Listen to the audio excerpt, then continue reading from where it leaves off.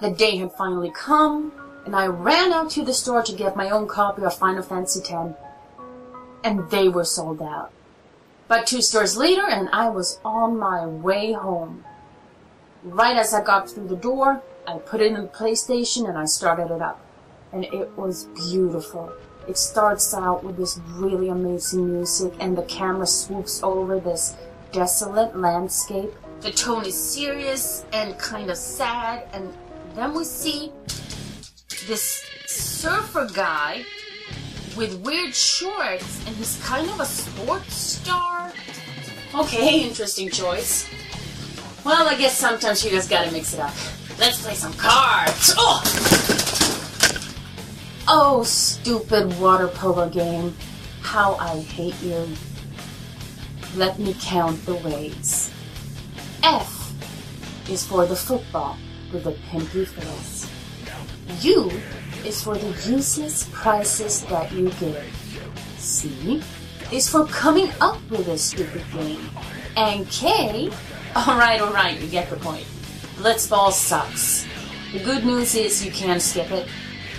And I recommend that you do, because even if you bust your ass and win that first game they make you play, it's not worth it. It really isn't. So you're Titus, and this big-ass monster Sin ruins game night by destroying the city. Titus is magically transported to Spira, which is the same world, but 1,000 years into the future. And there he's quickly picked up from other water polo team so that the fun of Blitzball can continue.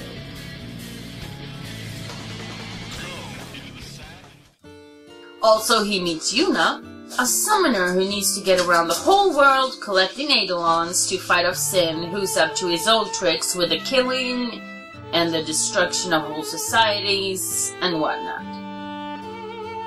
The game is nice, but I, like a lot of people, think that Titus was miscast as the main character. I prefer Owen.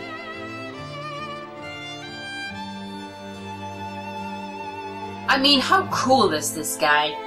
Monsters invading the city? Fuck it, let's drink. This guy is so cool that his left hand is solely used for swinging a sword. It has no other purpose. So the main focus of the game is to get Yuna to Senarkand, where she will eventually battle Sin. Turns out everything they knew was a lie, and they have to beat Sin the old-fashioned way or he'll just keep coming back. So they scrap the plan where Yuna uses the ultimate Eidolon to beat Sin, and decides to go with plan B. A ship in the sky will sing the hymn of the faith. When they hear it, we need everyone to sing along. No, by beating the shit out of them.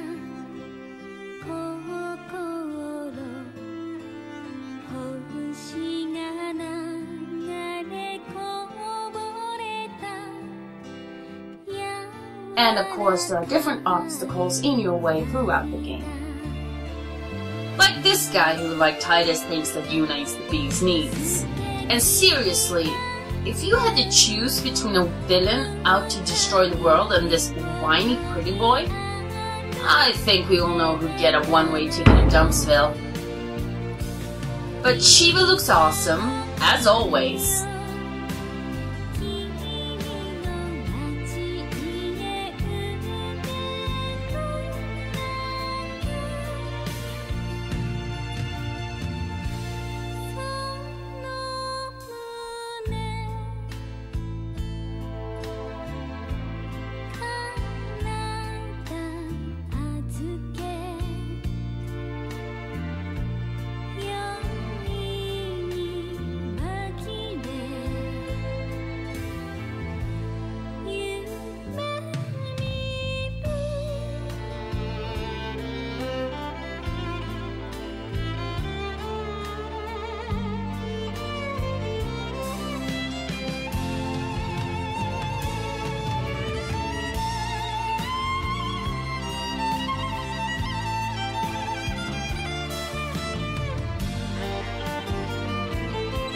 Tagging characters in and out of battle really works well.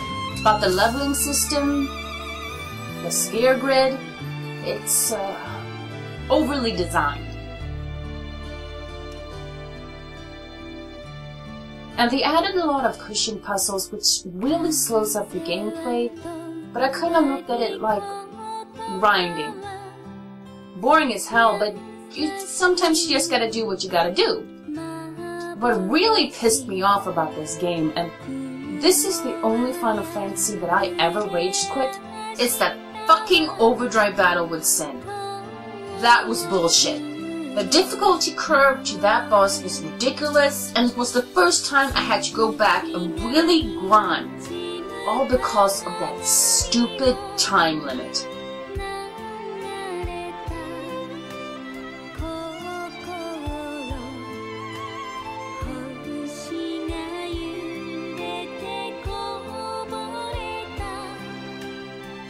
And beating this totally overpowered boss by leveling up until you do 9,999 damage is rewarded with more bullshit. In the end of the game, there are a few boss fights closely bunched together, and that's fine. The end should be challenging, but the final boss, after having to grind for hours to get this far, all I did was cast Reflect on his ass and I won.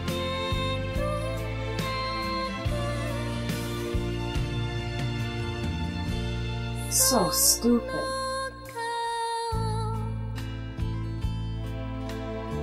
But at least Titus dies.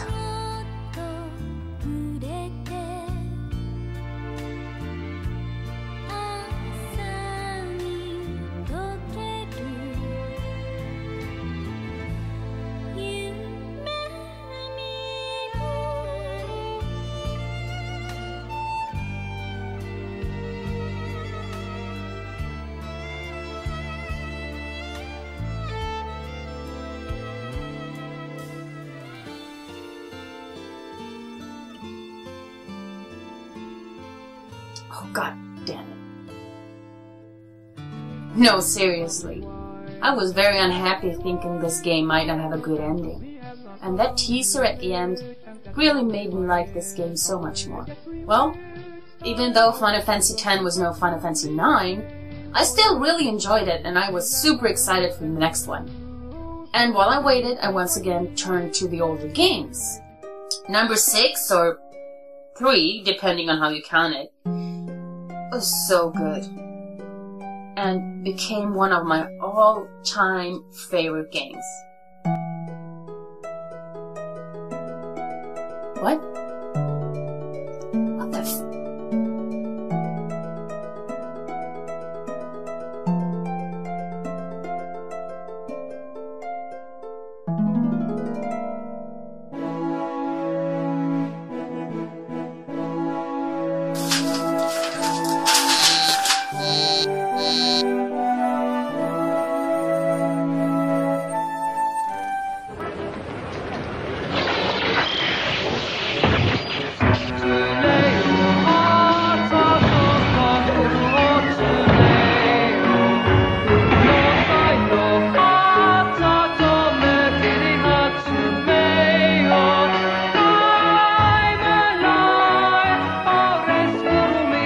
夢じゃない。ファイナルファンタジー6、4月2日、スーパーファミコンで発売。スクエア。Sorry, fangirl emergency. So, Final Fantasy VI. It's a story of magic, betrayal,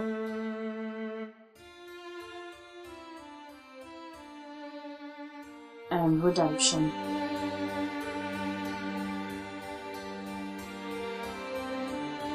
The opening really sets the tone of a harsh reality where things have gone from bad to worse with this industrial revolution thing.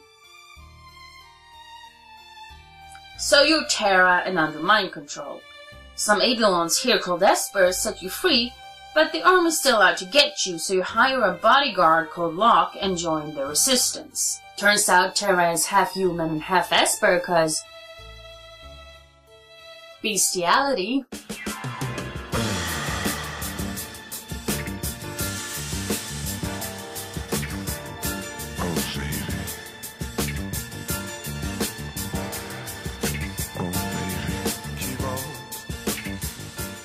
and is sent to try and get the Espers to help the resistance. But when the Espers find out that the Emperor has been killing their people to get their magic power, they kind of lose it.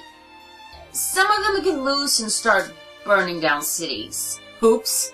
But turns out it wasn't really on purpose, so the Emperor proposes a ceasefire and they all get together to discuss the terms, but turns out it's a double cross. And the Emperor's right-hand man Kefka kills the Espers and awakens some ancient gods to get their power. He kind of destroys the world, and it's generally bad news all around.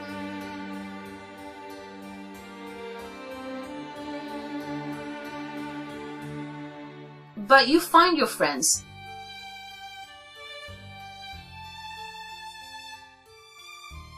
Defeat Kefka, and in the process destroy all magic. Everybody's happy. The end. And it's really good. The Aeons in this game are less spirits of supreme power and more a different race, but I don't care as long as Shiva's in it. And that fucking octopus. I hate that guy.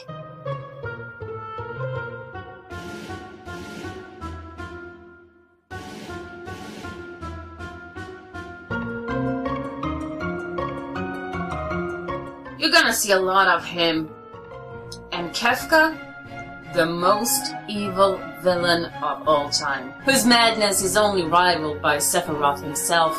And to all those who think you need good graphics for immersive gameplay, I give you this. The opera scene, it's glorious, and you know, I don't know how Nobuo produced such great music out of the Super Nintendo with such limitations from the hardware. Here, players took part in what was to become one of the defining moments of Final Fantasy.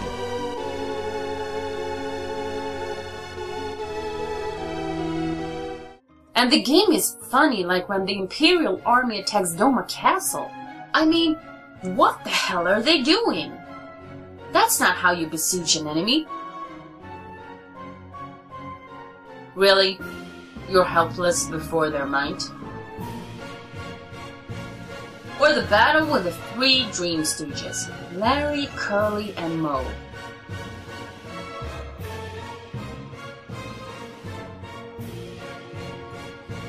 Where they try to eat your soul.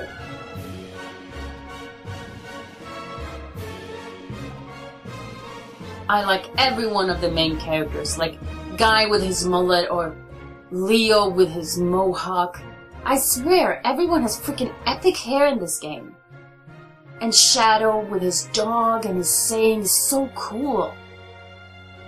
Whoa, that's deep, man.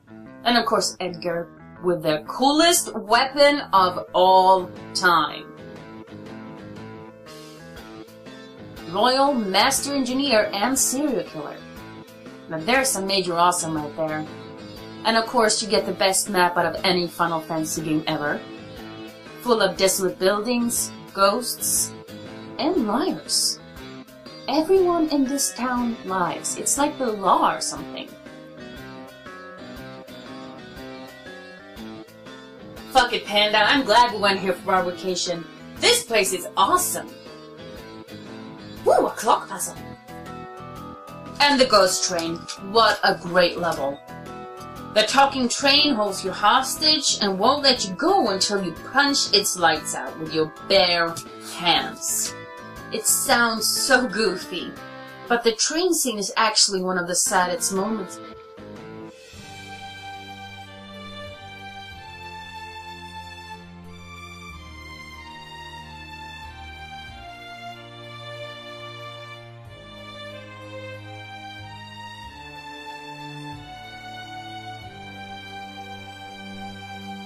And the Empire? Sure, it's evil, but not everything is black and white.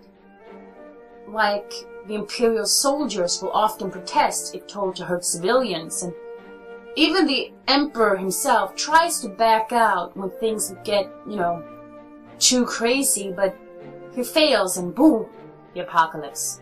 The world is torn apart and everything starts to die. The plants, the animals. Things get so bad that one of the main characters even attempts suicide. And this is on a Nintendo console. For kids. Final Fantasy VI is amazing. And if you haven't played it, you're really missing out. But the day had come, and it was finally time for me to start up my PlayStation for the latest from Square, Final Fantasy X-2.